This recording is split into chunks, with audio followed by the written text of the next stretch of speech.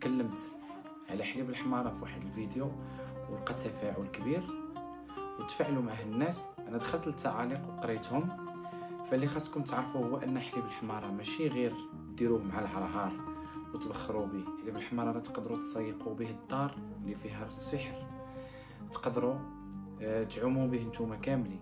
بالنسبه للناس كتسولني في التعاليق واش ممكن نشربوه او لا، فكيبقى هادشي اختصاص ديال الطبيب. يعني ما نعرفش انا واش فيه فوائد ولا مضر للصحه. انا اللي نقول لكم هو انني دخلت بحثت في الجوجل وقريت على حليب الحمارة، كيقولوا بانه عنده فوائد كبيره، وهو تقريبا بحال حليب المرأة. يعني على حسب الجوجل وعلى حسب اليوتيوب فانا قريت عليه، هو ما مضرش، ولكن تيبقى الاستشاره مع شي طبيب. لانني انا ما نقدرش نجي ونقول لك شربيه، لان شحال من حاجه كتكون واخا مفيده فكيكون فيها حساسيه لواحد الجسم. لهذا انا ما ننصحكش نقول لك شربي حليب الحمارة، لان تقدر تكون عند ذاتك عندها حاسه منه وتقولي راه قال لي فلان. فلهذا انا وصيتكم بالبخور، تسيقوا به، تعوموا به.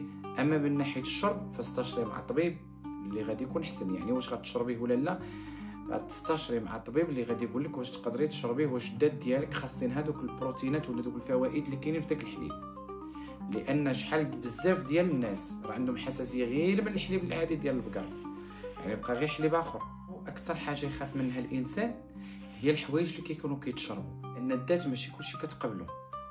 الذات ديالك غتقبلك شي حوايج وشي حوايج لا. فلهذا الانسان ماشي اللي سمعتيها ديريها، هو اللي سمعتيها ديريها في البخور، ديريها في السياق، ديريها في العومان. اما بالنسبه لشي حاجه كتكال ولا كتشرب، اتونسيون، اقل من حاجه تقدر تشربيها وترجع لك غير بالخايب، لان ذاتك ما تقبلتهاش، المعده ديالك ما تقبلتهاش. هادشي اللي كاين. فهداك الشيء كيبقى عليكم، لا شربتوه ولا كلتوه شغلكم هذاك. انا ما قلت لكم شربوا، ما قلت لكم كولوا. انا هضرت على البخور العوماني. الا باغا تشربيه استشري مع الطبيب ديالك، يقدر يوازن لك واش ذاتك غتقبل لك داك الحليب او لا. وشكرا.